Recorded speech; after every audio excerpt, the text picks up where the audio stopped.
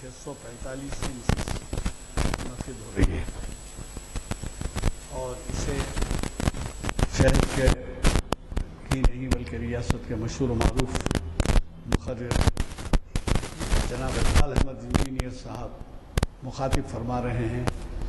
اور جیسے آپ کو معلوم ہے کہ ہمارے ہاں ہمارا طریقہ یہ ہے کہ مقرر صاحب ہی کو عنوان کے لیے ہم درخواست کرتے ہیں، تو وہ انہی کا دیا ہوا عنوان ہے۔ اور آج کے پس منظر میں اس کی اہمیت کیا ہے مجھے چندہ بتانے کی ضرورت نہیں ہے۔ جمہوریت کے نازک موڑ پر مسلمانوں کا رول۔ جمہوری ملک میں جمہوریت جہاں پر نافذ ہے، جہاں پرسنل لا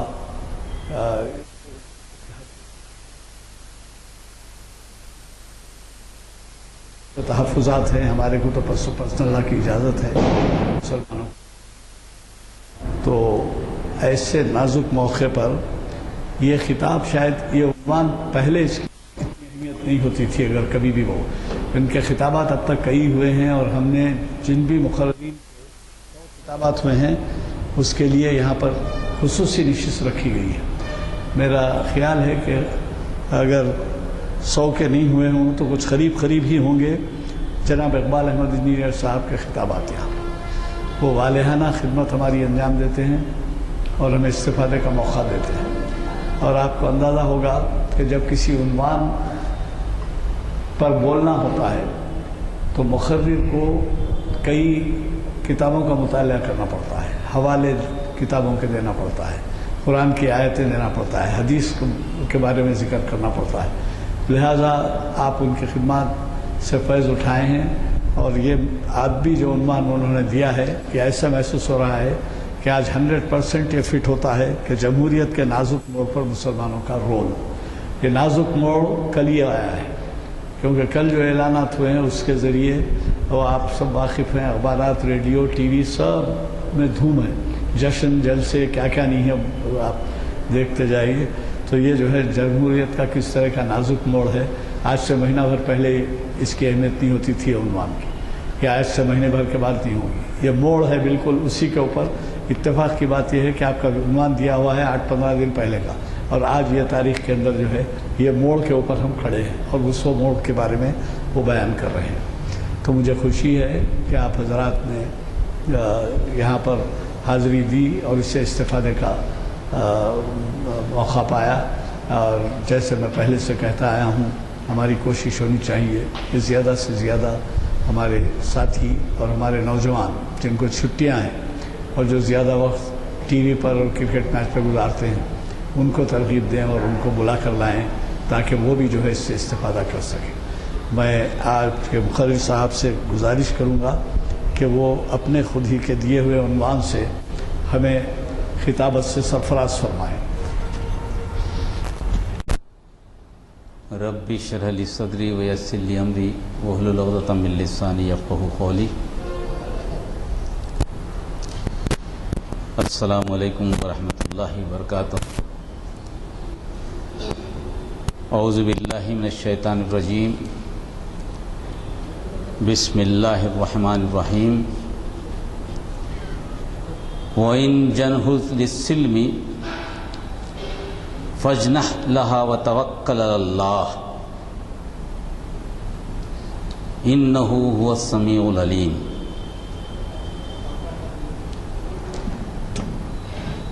وَإِن يُرِيدُوا أَن يَغْدَوْنَ فَإِنَّ حَسْبَكَ اللَّهُ هُوَ الَّذِي أَيَّدَكَ بِنَصْرِهِ وَبِالْمُؤْمِنِينَ۔ یہ دو آیتیں ہیں سورہ انفال کی 61 اور 62 آیت۔ اس کو میں نے دراصل اس موضوع کے لیے منتخب فرمایا کیونکہ اس میں مسلمانوں کے لیے سیاسی طور پر کیا اقدام ہونا چاہیے، کیسا کرنا چاہیے، اس میں ہی اس کی ہدایتیں ہیں۔ آج کا عنوان جمہوریت کا نازک موڑ۔ جمہوریت تو ہم سب جانتے ہیں کہ جمہوریت کے معنی کیا ہیں۔ اس جمہوریت میں ہم رہتے ہیں، یہ دنیا کی سب سے بڑی جمہوریت ہے،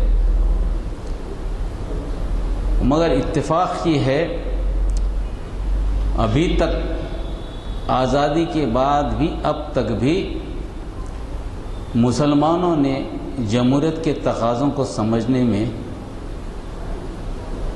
کوتاہی کی ہے۔ اگر میں یہ کہوں تو سچ ہے کہ سمجھنے میں دلچسپی ہی نہیں لی۔ اصل میں مسلمانوں کی تاریخ جو بتاتی ہے یا تو وہ خلافت دیکھی گئی یا تو بادشاہت دیکھا انہوں نے۔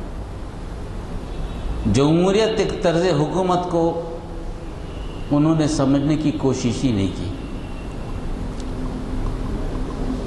اس لیے ان 60 سالوں میں، آزادی کے بعد سے ان 60 سالوں میں جمہوری نظام آتا ہے، انتخابات آتے ہیں، ووٹ ڈالنے کی بات ہوتی ہے، نہ ووٹ کی حیثیت کو سمجھتے ہیں مسلمان، نہ ووٹ کی قوت کو سمجھتے ہیں، نہ آگے بڑھتے ہیں، نہ اس کو استعمال کرنا ہی جانتے ہیں۔ حالانکہ ان کے دماغوں میں یہ بات بیٹھی ہے کہ ہم بادشاہ گر ہیں، ہم جسے چاہیں بٹھا دیں، جسے چاہیں نہ بٹھا دیں۔ مگر جمہوریت کے تقاضوں کا علم انہیں سے نہیں۔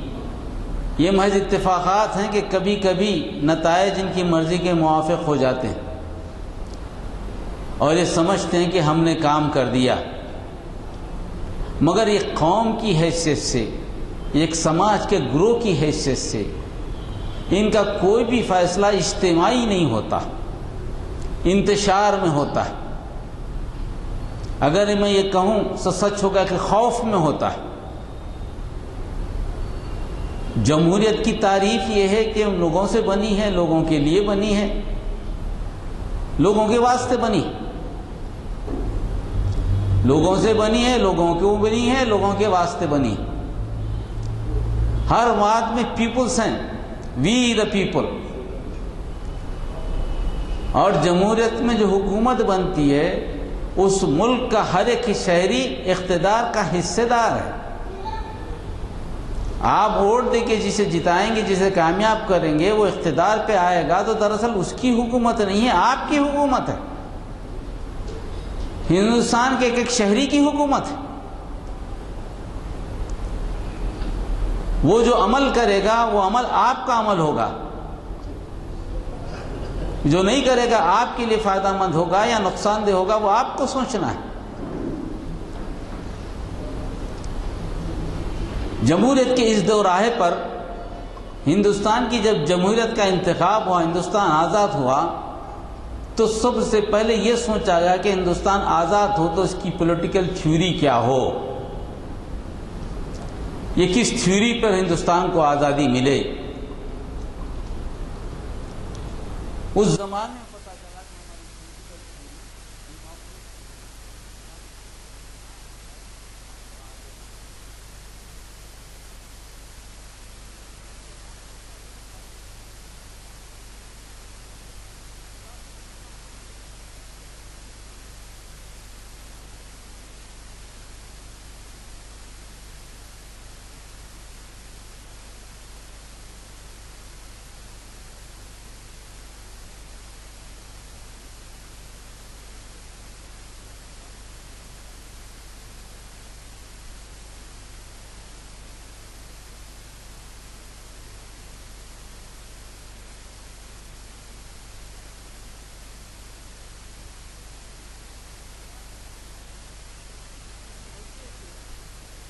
یہ ڈیموکریسی سسٹم، سوشلسٹ سسٹم چلے گا، اس کو نام دے گیا سیکولر نظریات، سیکولرزم۔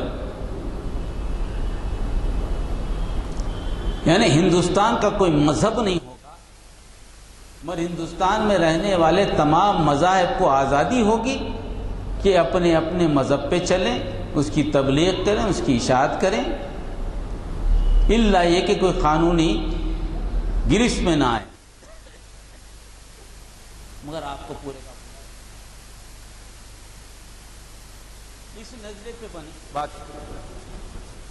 جب یہ نظریہ طے ہوا ہندوستان میں بسنے والے ظاہر ہے کہ زیادہ تعداد تو اکثریت کی تھی، اور اکثریت تو ہمارا لازمی بات ہے کہ ہمارے ہندو بھائی تھے۔ دستور جب متعین کیا گیا، دستور کو جب تعین کیا گیا، تو دستور کی ساری بنیادیں گو کے سیکولر کیریکٹر پہ تھیں، مگر وہ بنیادیں کس پر تھیں؟ اکثریت کی بنیاد پر تھیں۔ ہر زمانے میں یہی ہوا، ہر سیکولر جمہوریت میں یہی ہوتا ہے۔ American constitution based on the Christian European is also there. جس ملک کی جمہوریت ہوتی ہے اسی اکثریت کی بنیاد پہ بنتی ہے۔ اس میں حقوق دیے گئے کہ اقلیتوں کے حقوق، مائنارٹی کے حقوق کیا ہوتے ہیں، مائنارٹی کے حقوق دیے گئے تاکہ ان کو بھی تمانیت ملے، ان کو بھی ضمانتیں دی جائیں، کیونکہ اکثریت کا غلبہ ہوتا ہے تو اقلیت کو بولنے میں مشکل پیدا ہوتی ہے۔ اس اعتبار سے اکثریت نے جب کانسٹیٹیوشن بنایا، وہ کانسٹیٹیوشن میں اقتدار حاصل کر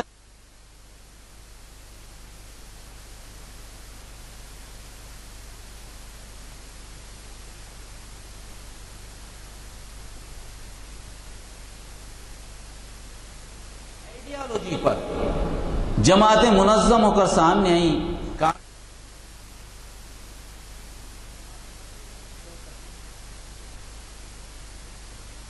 اور بدقسمتی یہ ہے کہ مسلمانوں کی کوئی جماعت نہیں بنی، نہ بننے دی گئی۔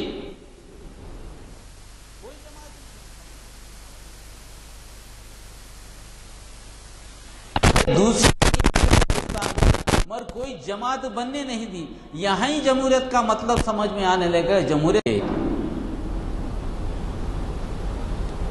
ایکول لیگل اسٹیٹس ہوگا، مساویانہ حقوق، آزادی رائے ہوگی، فریڈم آف اسپیچ ہوگی، فریڈم آف چوائس ہوگا، مگر شروع سے اس کو ڈینائی کیا گیا۔ کوئی مسلم حکومت، کوئی مسلمانوں کی حکومت، مسلمانوں کی پارٹی نظر نہیں آئی، گو کہ ان کا نام مائنارٹی دیا گیا۔ مائنارٹی کا ریپرزنٹیشن نہیں ہے کوئی، کہیں بھی پولیٹیکل ریپرزنٹیشن آج بھی نہیں۔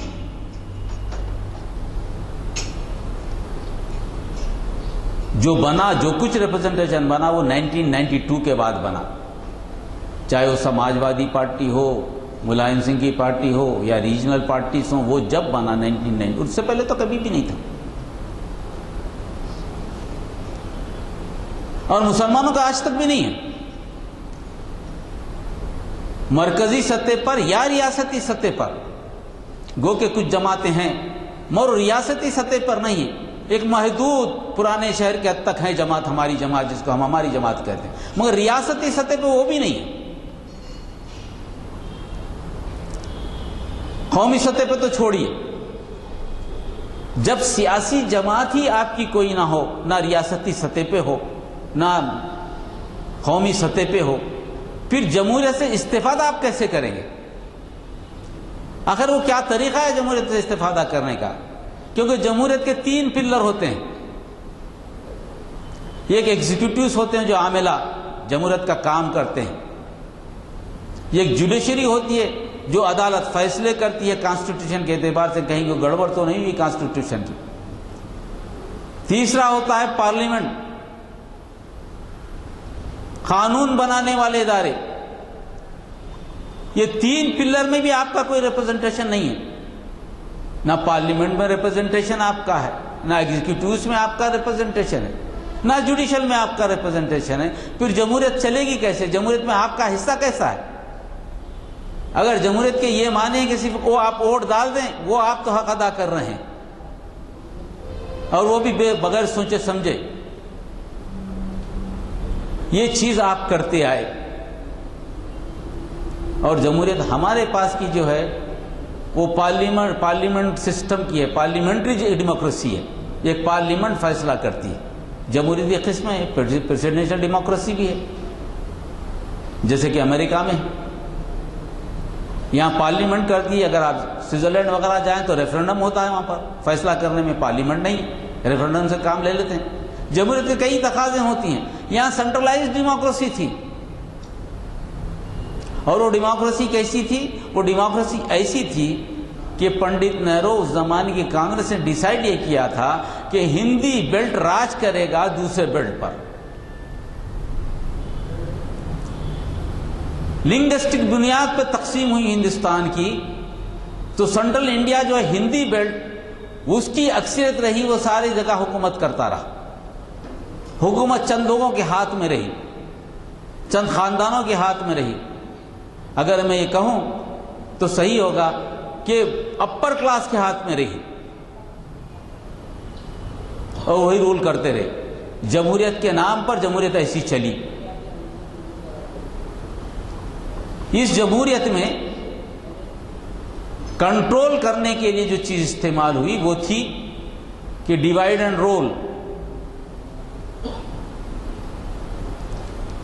یہ جو بڑا طبقہ جو دوسری بڑی اکثریت ہے اس کے ساتھ جو برتاؤ کیا گیا جمہوریت میں، وہ جمہوریت بننے کے بعد سے اب تک بھی وہی برتاؤ. سب سے بڑا سوال دوسری بڑی اکثریت پہ یہ ہے کہ تمہاری پہچان کیا ہے، تمہاری شناخت کیا ہے. آپ کی وفاداری پہ چیلنج کرنا، آپ کی حیثیت کا انکار کرنا، آپ کی شناخت کو ختم کرنے کی کوشش کرنا، یہ مکمل فسادات جو ہے ایک زمانے تک 1992 تک فسادات کی انتہا ہوئی 1992 تک. اور 2001 2002 تو میں سمجھتا ہوں کہ اس میں اس سے بڑا فساد تو ہو نہیں سکتا. جمہوریت ہمارے پاس جو ڈیفینیشن ہے وہ جمہوریت پریکٹیکلی کبھی بھی امپلیمنٹ کرنے کی کوشش نہیں کی گئی، اور نہ مسلمانوں نے اس کی کوشش کی، نہ مسلمانوں کا کوئی رول اس میں ہے. مسلمانوں میں ایشو پالیٹکس نہیں کی گئی پوری. اب تک جتنے انتخابات ہوئے 1952 سے لے کر کل تک کے 2014 کے انتخابات میں، یہ انتخابات اس بنیاد پہ نہیں ہوا کہ ہندوستان میں بھوک کتنی ہے.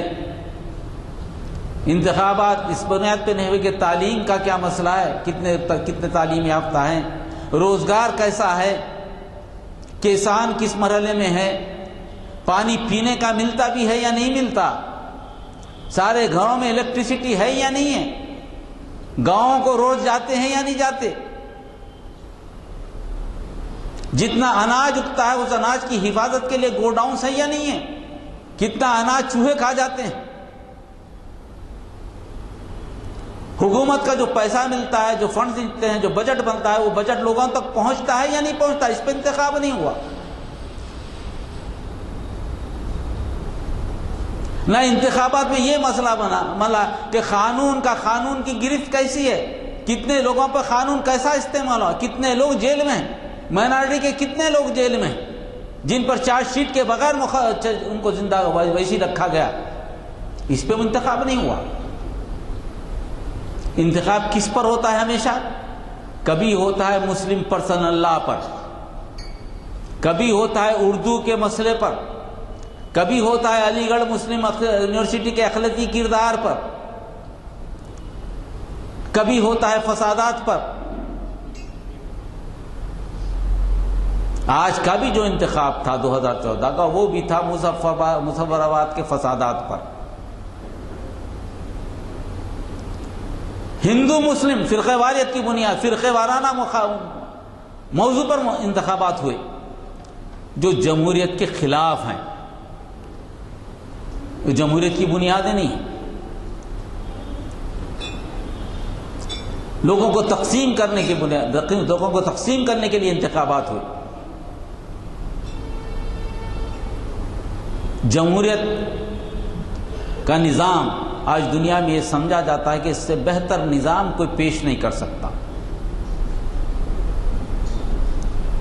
سوشل سسٹم یا سوشیولوجی کو جاننے والے سوشلسٹ کے تھنکرز اس بات پر متفق ہیں کہ اس سے بہتر نظام دنیا میں آ نہیں سکتا، اس لیے اس نظام کو گلے لگا لو.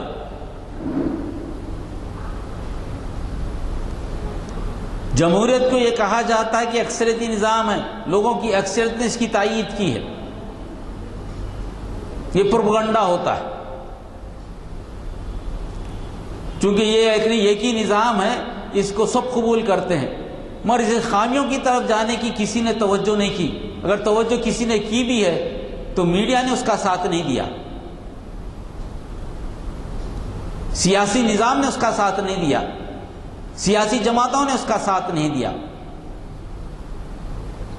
حالانکہ جمہوریت میں اکثریت کی حکومت نہیں ہوتی, اقلیت کی حکومت ہوتی ہے. آج تک جتنے جمہوری نظام ہیں اس میں پرسنٹیج آف پولنگ کبھی بھی 100% نہیں ہوا.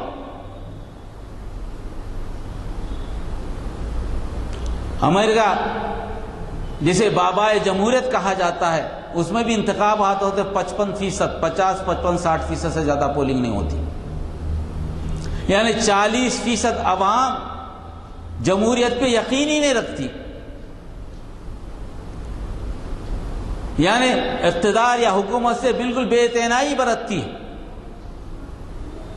اب جو 40-60% ہیں اس میں سے جو 31% لا لے وہ حاکم بن جائے, 29% لانے والا حاکم نہیں. جو حکومت کرنے والا ہے کتنوں کو ریپرزینٹ کرتا ہے؟ 31% کو. 69% کو تو ریپرزینٹ نہیں کرتا. پھر حکومت کہے کیوں؟ آج جو مودی صاحب آئے ہیں ان کا پرسنٹیج بھی 33 to 36% ہے. بی جے پی کو جو ووٹ ملے ہیں وہ 33-36%, یعنی 70% خلاف میں ہیں ووٹ.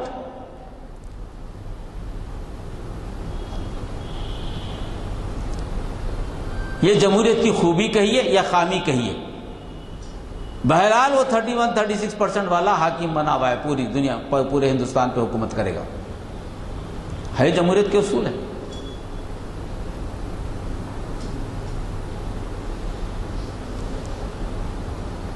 اس جمہوریت کو اگر آپ غور سے دیکھیں, اس جمہوریت میں ہمارا کردار کیا رہا؟ مسلمانوں کے رول کی بات ہے. ہر زمانے میں ہر وقت اب تک بھی مسلمانوں سے جو ووٹ لیے گئے وہ خوف کے ووٹ ہیں. مسلمانوں سے بات ہوتی ہے تو سیکولرزم کی بات ہوتی ہے کہ آپ کو سیکولرزم کو بچانا ہے. یہ ایسی بات ہے جیسے مسلمانوں کی ذمہ داری کہ سیکولرزم کا تحفظ کریں گے, دوسروں کی کسی کی ذمہ داری نہیں. ہر پارٹی آتی ہے انتخابات کے زمانے تو مسلمانوں سے کہتی کہ سیکولر ہیں ہم کو ووٹ دیجئے, اور مخالف جماعت پہ کہتی کہ یہ سیکولر نہیں ہے, یہ تو جو ہے نا فرقہ پرست ہیں. جب فرقہ پرستی شامل ہو گئی, فرقہ پرستی ظاہر ہو گئی, ان کے دستور میں ظاہر ہے, انہوں نے کبھی سیکولرزم کو مانا نہیں, سوڈو سیکولرزم کہا. انہوں نے ہندوستان کی آزادی کو نہیں مانا اور آزادی میں حصہ بھی نہیں لیے. آج ان کا دستور پورا انٹرنیٹ پہ موجود ہے کہ دستور ان کا یہ ہے, سوائے خاص طبقے کے کسی اور طبقے کو شہری حقوق نہیں دیے جائیں گے. ان کو ووٹ دینے کا بھی حق نہیں ملے گا, دستور میں موجود ہے, چھپی بھی بات نہیں. جب عمل کرتے ہیں, لوٹتے لاٹتے ہیں تو ان کی تصویریں آتی ہیں میڈیا میں, ان کی ہر بات میڈیا میں چھپتی ہے. نہ تو قانونی آگے بڑھتا ہے, نہ ہی کوئی گرفتاری ہے, نہ ان جماعتوں پہ پابندی لگتی ہے. حالانکہ کانسٹیٹیوشن اعتبار سے ہر چیز ہونی چاہیے, جہاں لا اینڈ آرڈر کا مسئلہ ہے وہاں, مگر جمہوریت یہاں بھی فیل ہے.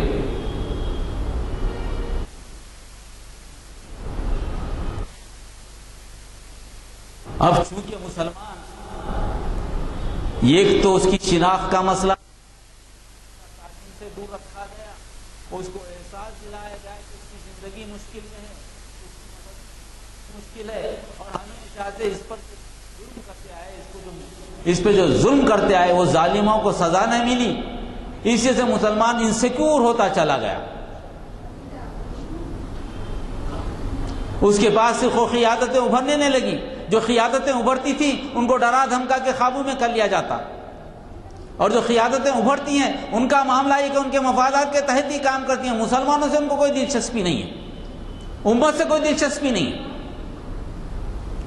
اگر امت سے دلچسپی نہیں تو کم از کم ہندوستان کی دلچسپی، ہندوستان کی بھی دلچسپی نہیں ہے.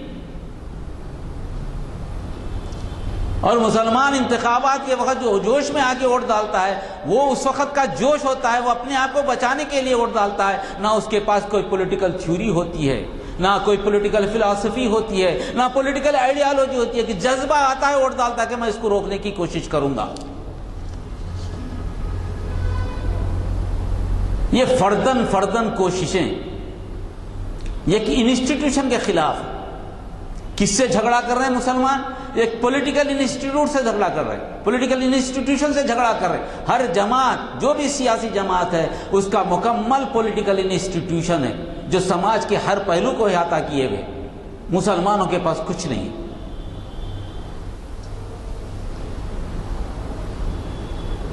ان حالات میں لازمی بات ہے کہ جذبات میں ووٹ ڈالے گا. اس کی سیاست خوف کی سیاست ہے. ہمیشہ ایک قوم کا، ایک جماعت کا خوف دلا کر ووٹ لیا گیا. اس سے مسلمان اپنی پسند سے ووٹ نہیں ڈالا. مسلمان کے سامنے برائی تھی. ہمارا وہ طبقہ جو ذمہ دار ہے، جو شعور رکھتا ہے، جس کے پاس علم ہے، جس کے پاس قرآن ہے، جس کے پاس سمجھ ہے، وہ اپنے آپ کو فقہ تک محدود کر کے رکھ دیا. اسلام کو فقہ کی حد تک محدود کر دیا. اسلام کو ایک نظام حیات کی طرح پیش نہیں کرتا. جہاں اسلام سماج کی بات کرتا ہے، اسلام سیاست کی بات کرتا ہے. کون سا زندگی کا پہلو ہے جہاں اسلام اپنے قانون پیش نہیں کرتا؟ ایک محدود طریقے پر ایک مذہبی نقطہ نظر کو پیش کرنے والے جب سیاسی مشورہ دینے کے لیے سامنے آ جاتے ہیں تو ان کے لیے تو نئی فیلڈ ہوتی ہے، تو سیاست کو سمجھتے ہی نہیں. مگر مسلمان کو عادت ہو گئی کہ انہی کے مشورے پر عمل کرے، کیونکہ اس کے پاس کوئی سیاسی انسٹیٹیوشن نہیں. یہی چیز ہے جو ہم بھگت رہے. جس خوف سے ڈرایا جا رہا تھا، جو ہمارے دعوے تھے، کیا دعوے تھے؟ ہم کنگ میکر، ہمارے بغیر تو حکومت بن نہیں سکتی، ہم جسے چاہیں بٹھا دیں، جسے چاہیں اتار دیں. یہی تو دعوے ہوتے ہیں نا ہر انتخاب کے بعد. اس کے علاوہ تو کوئی دعوے دیکھنے میں نہیں آئے. مگر آپ کی مخالف قوتیں 1925 میں جو بنی تھی، آج 2014 میں 1925 میں جس کی استھاپنا ہوئی تھی، جس کی فاؤنڈیشن پڑا تھا، آج 2014 میں اقتدار پر ہے.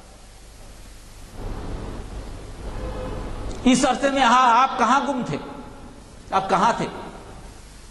انہوں نے راستہ جمہوریت کا چنا. آپ کو بھی پورا کیا تھا جمہوریت. جو اپنے نظریات کو قابو میں رکھتے ہوئے، اپنے نظریات کو لوگوں پر تھوپنے کے لیے تیار ہو کر سامنے آئے. بڑی کوششیں کی 1925 سے اب تک، مگر آپ کے پاس تو مکمل نظریہ سیاست ہے. آپ نے تو ایک زمانے تک حکومت کی ہندوستان میں. آپ کہاں تھے؟ کس طرف تھے؟ ڈھونڈ رہے تھے لوگ آپ کو انصاف کے لیے، آپ تو موجود نہیں تھے. آپ تو ایک کمیونٹی بیسڈ تھنکنگ رکھے ہوئے تھے کہ ہم مسلمان ہیں، ہمارے مسائل ہیں. جہاں بات کرتے تھے آپ اپنی بات کرتے تھے، میرے ساتھ ناانصافی ہو رہی. حالانکہ اسلام یہ نہیں سکھایا کہ میرے ساتھ، ہمارے ساتھ کیا ناانصافی ہوتی ہے، یہ بولنے کے لیے مسلمان کو بھیجا گیا. آپ نے دوسروں کی فکر نہیں کی، اپنی فکر کرتے رہے. آج وہ اس مقام پر آ چکے. آپ نے کوئی رول ادا نہیں کیا، غلط فہمی میں رہے، یہی سوچتے رہے کہ ہم کسی کو بٹھا دیں گے، کسی کو بٹھا دیں گے. ایسی بڑی ریاستیں، مسلمانوں کی نصف آبادی، ہندوستان کی نصف آبادی مسلمانوں کی 3 ریاستوں میں بستی ہے، بہار، اتر پردیش اور بنگال. باقی نصف آبادی سارے ہندوستان میں. यूपी की लिस्ट आबादी बहुत मुसलमानों की ज़्यादा आबादी में 80 में से 73 नशिस्तें जो है ना आपसे गायब हो गई, आपके हाथ से चले गई। जबकि आपको दावा था कि हमारी बगैर कोई जीत नहीं सकता। बिहार का वही मामला है। बंगाल में जरा बच गए आप। कहाँ गई वो बात, कहाँ गया वो सिलसिला, कहाँ गई वो सोच।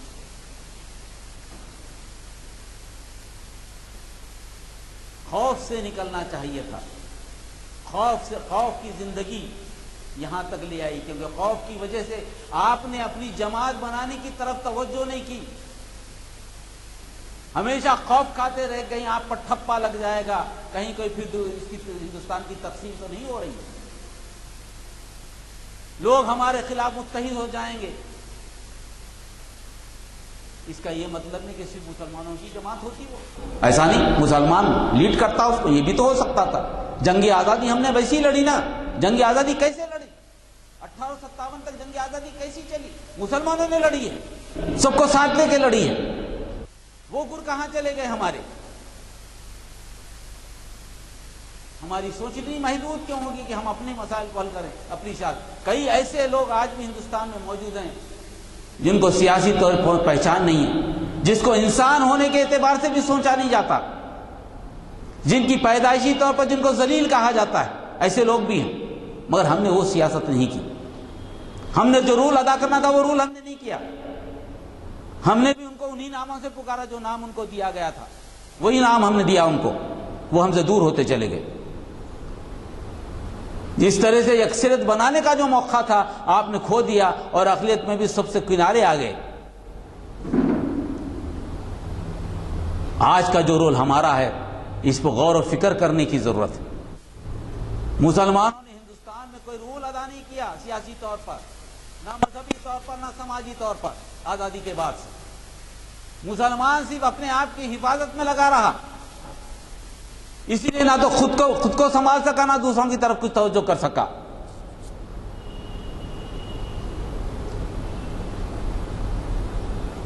लोग कहते हैं कि ये जो आया है मामला, इस मामले से खौफ होना चाहिए। हर जगह बात हो रही कि अब क्या होगा, अब क्या होगा। बहुत कोशिश हमने कर ली, बात कि नहीं भाई कैसा आएगा, वो नहीं आएगा, कर लेंगे ना। हमने एक जमात को हमेशा कहते हैं वोट, हालांकि बार बार डसे जा रहे हैं उससे, मगर उसी को वोट दे रहे हैं।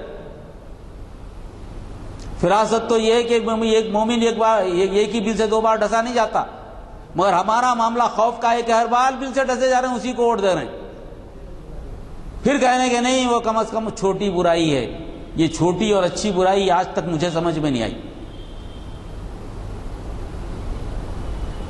कहा तो यह गया कि छोटी बुराई से बचो, ये बड़ी बुराई की तरफ ले जाती है। कहा तो यह गया ना, बड़ी बुराई से तो लोग सोच समझ के बच जाते हैं, पर छोटी बुराई से मुलविस हो जाते हैं लोग, ये छोटी है, यही चीज जो ना खतरनाक बन जाती है। कहा तो ये गया था, मगर वो चीज तो हम भूल जाते हैं, छोटी बुराई को पकड़ते हैं और वही दोहराते हैं। आज क्या हो गया, वो खुद गिर गई। ये बहुत समझ में आता है कि बड़ी परेशानी की कोई बात नहीं है। अल्लाह ताला ने मुसलमानों के लिए, उनकी समझ के लिए, आने वाली नस्ल के लिए, मैं समझता हूं कि बेहतरीन मौका दिया है ये समझाने का। हमेशा छोटी बुराई बोलकर बड़ी बुराई को जिंदा रखते थे तुम लोग, आज बड़ी बुराई तुम पर लाद देता हूं। अब किससे डरेंगे तुम? अब तुम अब सोचेंगे तो अलग सोचेंगे, छोटी अच्छाई है, बड़ी अच्छाई सोचेंगे। अब आ गए 5 साल तक आपके ऊपर हैं, अब किससे डराएंगे आप? जिस चीज से खौफ खाते थे वो खौफ तो आ गया। फिर क्या सलूशन है आपके पास? क्या लाए अमल है आपके पास? कभी हमने सोचा है अगर ऐसा वाक़या हो जाए तो हमारा क्या तर्ज अमल होना चाहिए?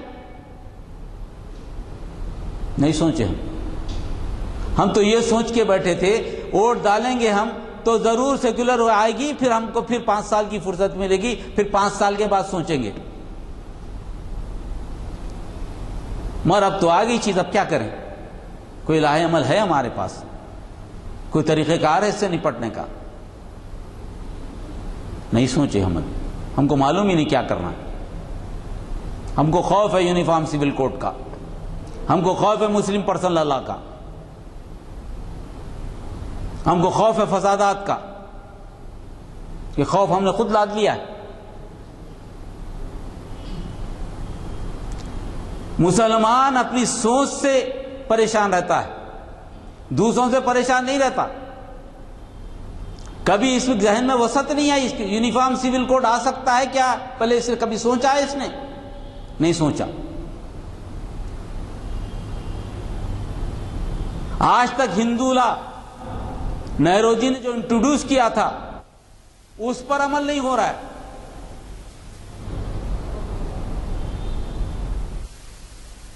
کئی ایسی ذاتیں ہیں ہندوؤں میں بھی, وہ ہندو لا کو مانتی نہیں, وہ تو طلاق کو نہیں مانتی, شادی کو تو خدا کا دیا ہوا بندھن سمجھتی ہیں, طلاق کا تو طریقہ ہی پیدا نہیں ہوتا, طلاق کا تو سوال ہی نہیں ہوتا.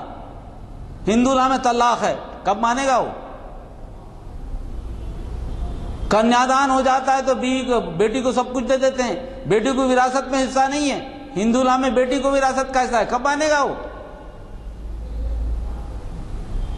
بیوی کو کوئی حق نہیں ہے ہندو لا میں, بیوی تو پیر کی جوتی ہے, جب تک کہ شوہر کا پیر نہیں دھوئے گی اس وقت تک تو اس کو سمجھا بھی نہیں جائے گا. اس کو مقام کب دے گا؟ کتنے واقعات ہو رہے ہیں یو پی میں, آپ دیکھے ہوں گے کہ پنچایتیں فیصلہ کر دیتی ہیں. کون مانتا ہے؟ کون سا یونیفارم سول کوڈ؟ کہاں کا یونیفارم سول کوڈ؟ بتائیے ہندوؤں میں کون سا یونیفارم سول کوڈ بن سکتا ہے؟ یہ تو مسلمانوں کو ڈرانے کے لیے ہتھیار ہے. یونیفارم سول کوڈ بنے گا اور مسلمان بڑے پریشان, یونیفارم سول کوڈ بنا تھا, ہمارے مسائل حل کیسے حل؟ ارے آپ مسائل لے جاتے کیوں وہاں پہ؟ کیوں جاتے ہیں ان کے پاس؟ آپ عدالتیں کیوں جاتے ہیں؟ آپ اپنے آپ کو مسلمان کہتے ہیں پھر عدالتوں کو جاتے ہیں. آپ دارالخضا کو جائیے, مسجد میں فیصلہ کرائیے, کسی کی ضرورت ہی نہیں ہے آپ کو. کون سے قانون سے نقصان ہوگا آپ کو؟ اگر مسلمان آپ رہنا چاہتے کون روکے گا آپ کو؟ 70 سال کی اذیت کے بعد بھی روس جب ٹوٹا تو کئی مسلم ممالک سامنے آ گئے. کیا اسلام کو دبایا جا سکتا ہے؟ مسلمانوں کو ختم کیا جا سکتا ہے؟ قطعی نہیں ہو سکتا. یہ جو حربے استعمال کرتے ہیں آپ کے لیے, پرسنل لا میں مداخلت ہو گئی. ہم انتظار میں بیٹھے رہتے ہیں کب پرسنل لا میں مداخلت ہو, ہم کم لیگل اسٹیپ لیں اس کا.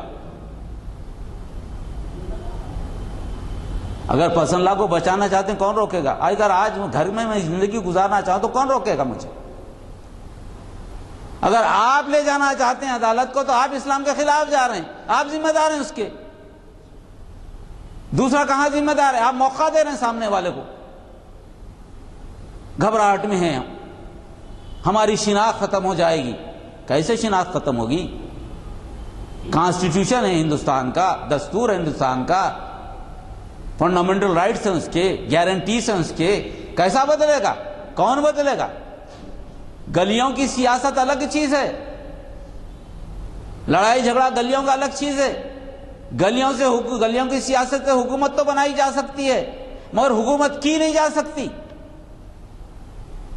حکومت قطعی نہیں کی جا سکتی. مقام تو مل جاتا ہے. واجپئی اڈوانی کو بھی مقام ملا.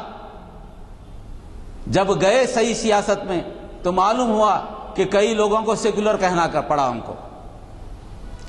دنیا میں جب گئے تو پتا چلا کہ دنیا ہے کیا چیز. آسان نہیں ہے, کوئی چیز آسان نہیں ہوتی. اس دنیا میں ہم سب بستے ہیں, مگر مسلمانوں کا رول کیا ہونا چاہیے اس کو طے کرنا ہے. جب تک کہ ہم خوف کی سیاست سے نہیں نکلیں گے. ایک صاحب نے مجھے پوچھا, ابھی ٹائمز آف انڈیا سے فون آیا تھا, انہوں نے کہا کہ آپ کیا سمجھتے ہیں مودی کے آنے سے؟ میں بولا مجھے مودی سے آنے سے مجھے کیا فرق پڑنے والا ہے. ہندوستان ہے, ہندوستان کا دستور ہے, دستور کے مطابق کام کرے گا. اور کیا کرے گا وہ؟ کوئی اپنا دستور بنائے گا تو جب دیکھیں گے. اگر ہندوستان کا دستور ہے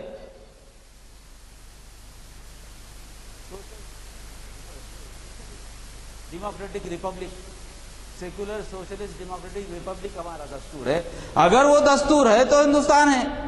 اس دستور کو چلانے کے لیے کوئی بھی آ جائے مجھے کیا فرق پڑنے والا ہے؟ مجھے کوئی فرق پڑنے والا نہیں, کوئی بھی آ جائے. اگر دستور کو تبدیل کرنا چاہے تو کوشش کر لے، فنڈامنٹل رائٹس کو تبدیل کرنا ہے تو کوشش کر کے دیکھ لے. آسان تو نہیں ہے نا، پریمبل بھی تو تبدیل نہیں کر سکتا نا، پریمبل تو تبدیل ہو ہی نہیں سکتا، دوسرا دستور لکھنا پڑے گا، لکھ کے بتائے، بنیادی حقوق کو تبدیل کر کے بتائے. فنڈامنٹل رائٹ ایک چینج کرنا ہے تو پارلیمنٹ بھی چینج، فنڈامنٹل رائٹ تو چینج ہی نہیں کر سکتے آپ.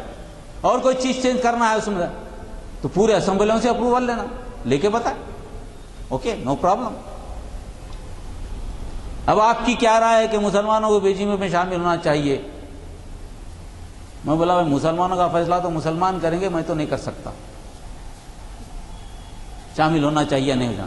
مگر جہاں تک میرا معاملہ ہے، شامل ہونا تو بات کی نہیں ہے، میں تعلقات تو رکھنا چاہیے. تعلقات اس بنیاد پہ کہ اب وہ وزیر اعظم ہے، کسی جماعت سے اس کا تعلق نہیں کانسٹیٹیوشن کے اعتبار سے، سارے ہندوستان کے مسائل کو اسے دیکھنا ہے. ہم نے ووٹ دیا، اس کے خلاف میں ووٹ دیا، مگر وہ آ گیا اکثریت کی بنیاد پہ. جب آ گیا تو وزیر اعظم ہے، اور وزیر اعظم کی حیثیت سے ہمارے جو تعلقات رہیں گے تعلقات. میں کس حیثیت میں بحیثیت سٹیزن آف انڈیا انکار کروں گے وہ وزیر اعظم نہیں ہے؟ میں نہیں کر سکتا، اٹس ناٹ مائی رائٹ.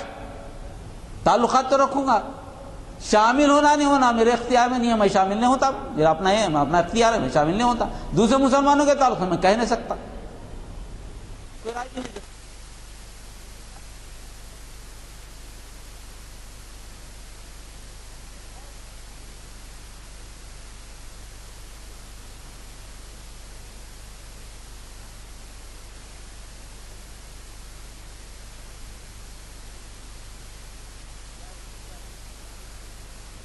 یا الٹریسی کی وجہ سے، جہالت کی وجہ سے لوگوں کو راغب کر کے ووٹ تو لیا جا سکتا ہے، مگر حکومت نہیں کی جا سکتی، قطعی حکومت نہیں ہو سکتی. یہاں مسلمانوں کا رول بڑھ جاتا ہے. سب سے پہلے تو یہ بات، ہمارے دل میں جو خوف تھا کہ بی جے پی آ جائے گی یا کوئی دوسرے آ جائیں گے تو کیا حال ہوگا ہمارا، اللہ تعالیٰ اس منزل پہ پہنچا دیا، لا کے رکھ دیا. ڈر، اب کتنا ڈرتا، بی جے پی سے ڈرتا، میرے سے ڈرتا. اب فیصلہ کر لیں.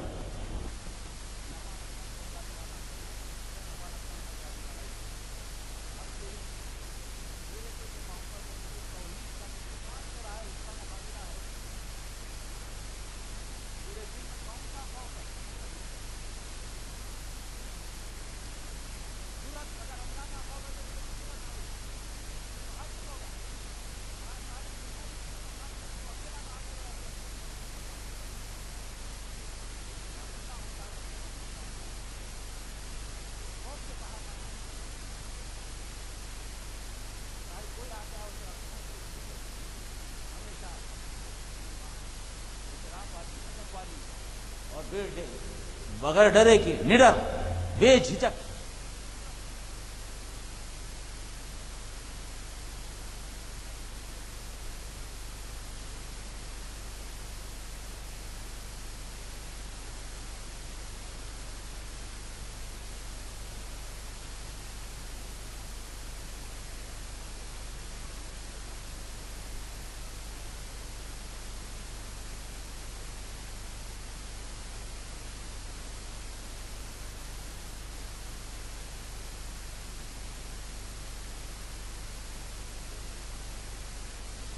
معاہدے کو کرنے کو تیار ہوں گے، وہ ڈیموکریسی تو معاہدہ ہی ہے.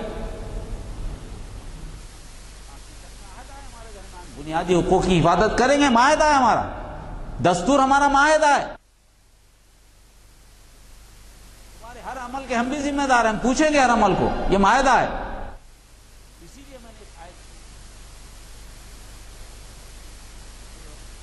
اللہ تعالیٰ نے مسلمانوں کو بتایا ہے پیچیدہ حالات میں تمہیں کیا کرنا چاہیے. تم کو خوف سے باہر نکلنا چاہیے، تم کو بے خوف زندگی گزارنی چاہیے. اور اسی لیے کہا گیا وَإِن جَنَحُوا لِلسِّلْمِ فَاجْنَحْ لَهَا وَتَوَكَّلْ عَلَى اللَّهِ.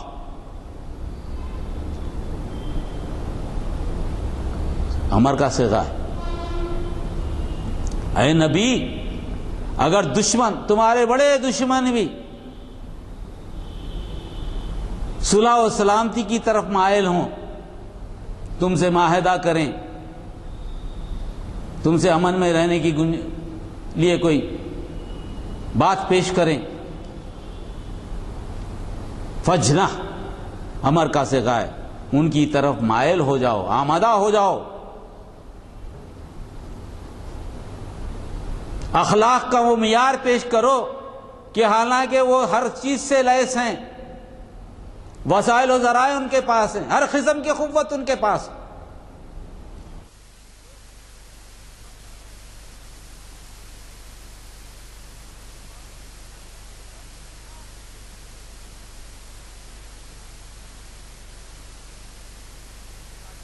اس سے خوف زدہ نہیں ہے۔ اللہ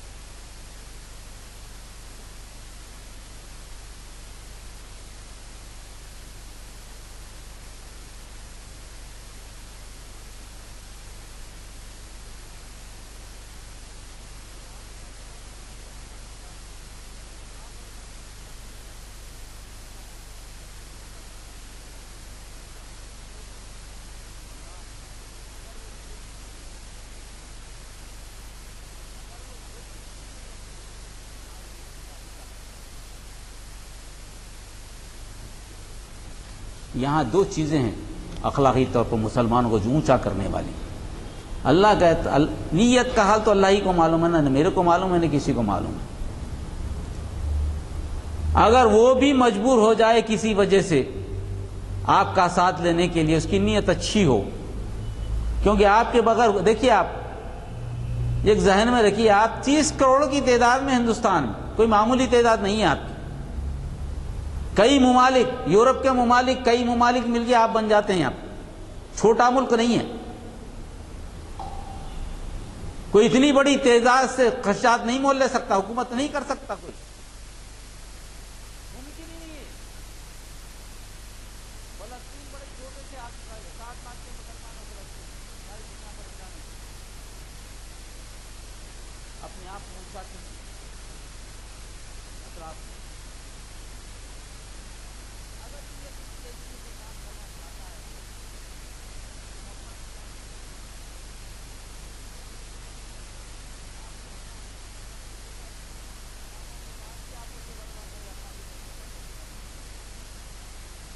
اور یہ بھی ثابت ہو جائے کہ آپ کسی سے نہیں بلکہ اللہ سے ڈرتے ہیں، تبلیغ بھی ہو جائے گی اسلام کی، اتنے حالات کے باوجود بھی خوف کھانے کے بجائے مسلمانوں کی فطرت ہے وہ اللہ سے ڈرتی ہے، اللہ کی عزت کو سمجھتی ہے، یہ تبلیغ دین کا بہترین ذریعہ ہے، یہ بھی ہو جائے گا۔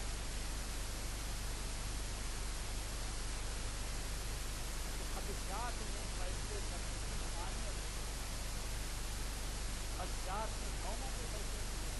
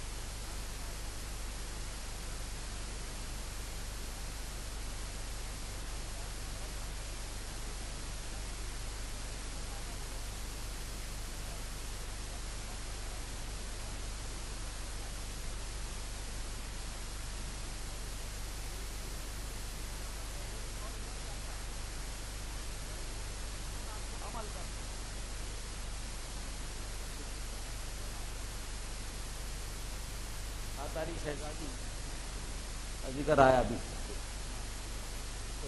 میسج میں، بڑا اچھا سوال ہے۔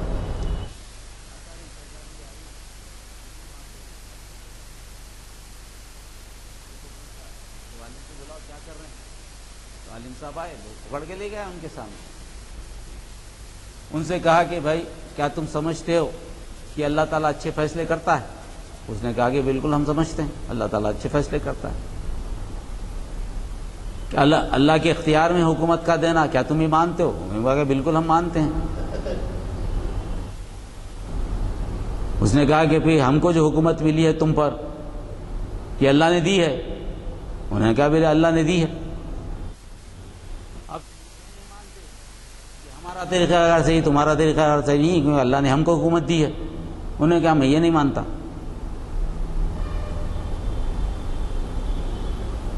تو اس سے کہا کیوں نہیں مانتے؟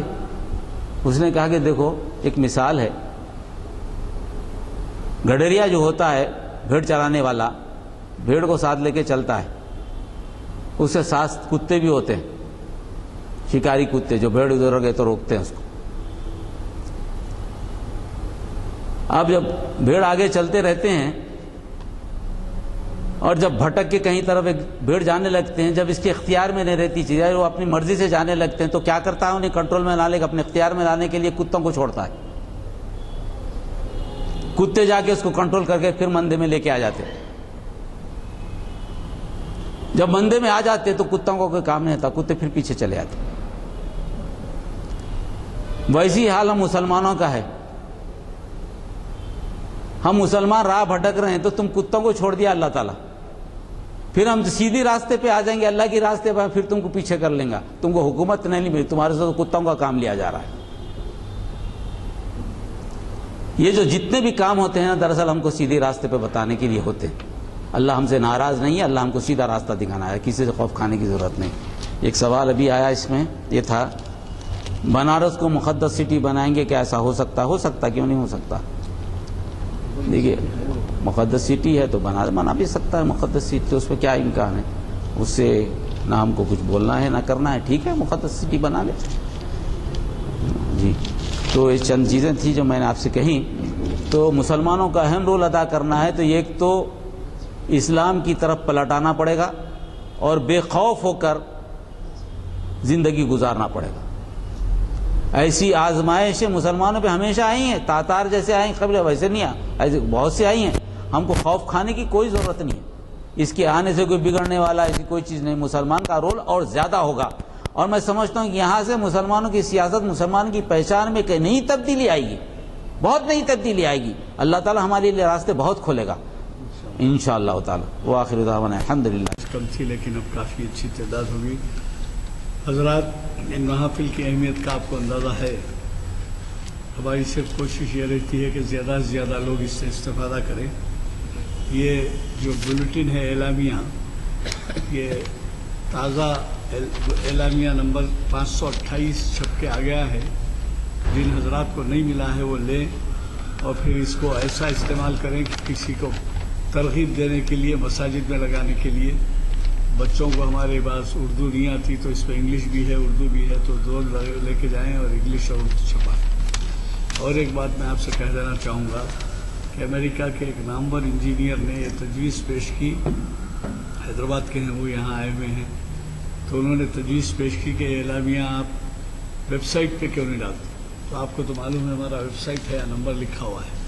تو یہ ہر جمعہ کے دن آپ دیکھ سکتے ہیں، ویب سائٹ کے اوپر پورا پروگرام آ جاتا ہے کہ پورے ہفتے کا کیا ہے. اگر آپ کہیں بھی ہوں، اعلامیہ نہ ملا ہو، آپ کی نظر سے نہ گزرا ہو، اخبار میں اطلاعات آتی ہیں، اگر وہ نہ ہوا بھی تو آپ یہ کر سکتے ہیں کہ ویب سائٹ کے اوپر، آج کل تو آپ کو معلوم ہے ویب سائٹ کا کتنا استعمال ہے کہ نتائج دیکھے جاتے ہیں اور پروگرامز دیکھے جاتے ہیں، سب ہے.